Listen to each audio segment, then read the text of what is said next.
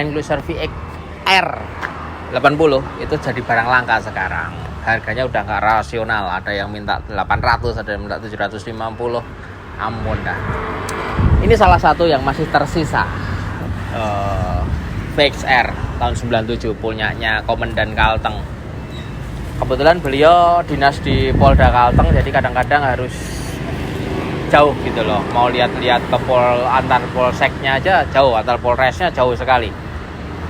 Kendaraannya dinasnya kadang-kadang nggak support karena di sana jalannya jauh-jauh, jalannya gelombang semua, nggak nyaman lah. Makanya ini ada punya Land Cruiser lama nggak dipakai karena maticnya rusak. Maticnya rusak itu satu selip, yang kedua jeduk-jeduk. Itu kan penyakitnya VXR. Nah, solusinya gimana? Hampir semua VXR itu 70% kita temui gitu masalahnya. Solusinya gimana? Solusinya adalah yang pertama, cek dulu kalter maticnya dilepas. Ada gram nggak? Kalau sudah ada gram bodinya, sudah ada gram aluminium di kalter itu, udahlah nggak usah mencoba diperbaikin, udah ganti aja unit, copotan X Singapura gitu, X Jepang gitu, itu lebih reasonable. Sebelum dinaikin pun harus dicek kalternya ada gramnya nggak. Kalau nggak ada gramnya hanya kampas gitu, wajar sedikit gitu. Tapi kalau gramnya sudah bodi aluminium atau aluminium pecah-pecah, wah itu udah nggak bisa ditolerir, itu nggak mungkin dibenerin nggak mungkin beres lah. Nah ini salah satunya kemarin dibongkar, ternyata udah banyak gram, ganti unit. Nah sekarang normal. Begitu ganti, nanti di flashing dulu, oil cooler yang di radiator dibersihin juga, baru dipakai gitu. Sama filter oli matic yang di kalter itu dibersihin, itu wajib. Terus modifikasinya apa? Nah ini budgetnya hampir mendekati 200 juta lah. Dapatnya apa? Dapatnya yang pasti upgrade suspensi, karena kebutuhan di sana. Upgrade suspensi, upgrade engine. Kalau upgrade engine itu kebutuhannya bukan karena mau pengen performanya naik, tapi lebih ke biar balik ke kondisi awal, sama sedikit dinaikkan dengan cara bos pumpnya dikalibrasi.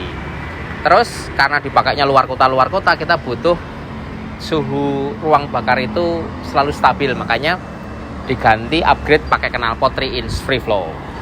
Karena kebutuhan di sana gitu kan. Karena di sana suhunya tinggi, suhu udaranya tinggi, butuh mobil yang stabil untuk jalan jauh. Makanya di upgrade-nya itu.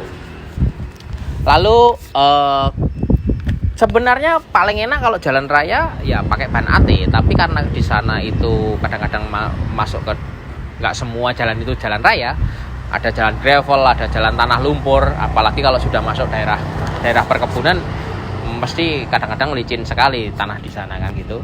Akhirnya pasang ban MT, tapi ban MT apa yang paling cocok untuk aspal dan untuk jalan lumpur? Akhirnya ya udah kita rekomendasikan ke Yokohama Geolandar G003 3517. Velgnya pakai metode bitlock gitu. Fitmentnya oke, tingginya oke. Terus suspensinya pakai apa? Karena ini mobil bumper depan masih standar, bumper belakang aja yang diganti, makanya pasang pernya pakai raw yang 0-150. Terus shock breakernya ini pakai Ome BB51 bypass shock, adjustable ribbon sama compression. Itu membuat mobil ini bisa di setup gitu loh, jadi sesuai dengan karakter pemiliknya.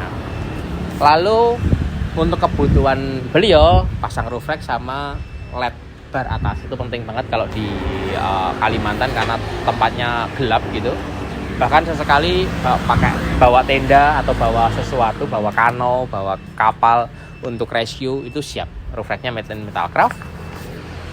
Lampu depannya pasang pia. Kenapa pia? Karena pia itu kalau kita nyalain terus itu tidak silo.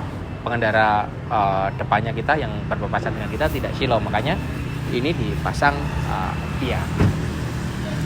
Kenapa? Karena lampu standarnya dia itu nggak bakal terang.